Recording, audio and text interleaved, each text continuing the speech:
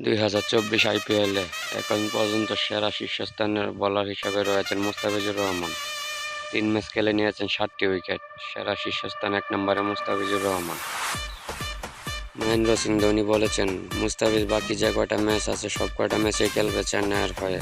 কারণ 2024 আইপিএলে চেন্নাই এখন পর্যন্ত যে কয়টা বোলার আছে সব কয়টা বোলারের মধ্যে সেরা বোলার হলেন মুস্তাফিজুর রহমান, যা নিজ মুখে বলেছেন চেন্নাইয়ের সাবেক অধিনায়ক ধোনি।